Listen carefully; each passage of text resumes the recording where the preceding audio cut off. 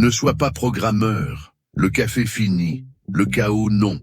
Tu te réveilles convaincu que tout va enfin bien se passer, jusqu'à remarquer que ta tasse est plus vide que ton espoir. Et c'est là que la souffrance commence. Parce qu'un programmeur sans café, c'est comme un code sans point-virgule. Rien ne fonctionne. Tu tentes de te convaincre que tu peux survivre avec la gorgée froide d'hier.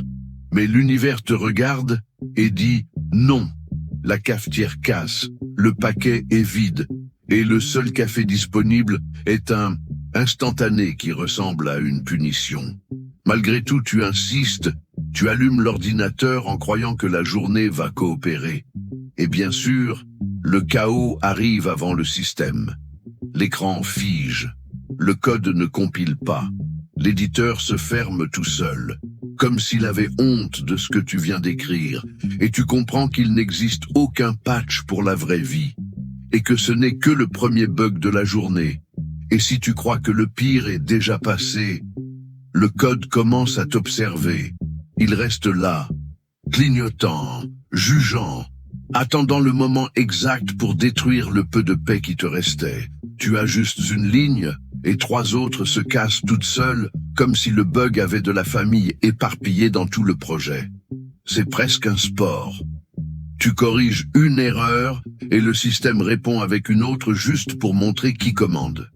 Et le plus irritant, c'est que le code fonctionne parfaitement quand quelqu'un passe te demander si tout est prêt. Tu dis « Regarde, ça marche ». Et à la seconde où la personne tourne le dos, tout explose.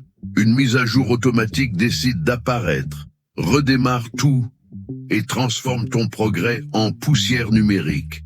Et avant même que tu respires, arrive le message du client demandant un petit ajustement, qui en réalité signifie réécrire l'univers, recréer la physique, et peut-être discuter avec Dieu. Tu essaies d'expliquer que ce n'est pas si simple, mais le code rit, parce qu'il sait que tu vas essayer quand même. Et bien sûr, le client veut des miracles. Il apparaît toujours au moment parfait, exactement quand le code est déjà en train de se moquer de toi. Il arrive avec une confiance olympique et annonce qu'il a eu une idée simple, juste un petit détail, presque rien, juste changer tout. Et tu respires profondément, parce que tu sais que ce petit détail signifie réécrire la moitié du projet, créer des fonctions qui défient la physique et peut-être reparler avec des entités mystérieuses qui inventent des délais impossibles. La réunion commence, mais pourrait très bien être un cri, parce que le client décrit l'impossible comme si c'était juste appuyer sur un bouton magique. Il demande que le système soit rapide, beau, intelligent et pas cher. 4 choses qui ne vont jamais ensemble. Et au milieu de l'explication, il lâche la phrase qui glace n'importe quel programmeur. Ça, tu fais ça vite fait, hein? À cet instant, le chaos atteint son apogée. Le code frissonne. L'ordinateur chauffe. Et tu réalises que les miracles existent. Oui, mais seulement quand c'est pour tout faire rater.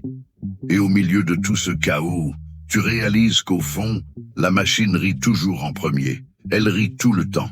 Elle plante juste pour te rappeler qui commande, compile quand ça lui chante, et se casse exactement au moment où tu crois enfin avoir gagné. Mais c'est là que quelque chose d'étrange se produit.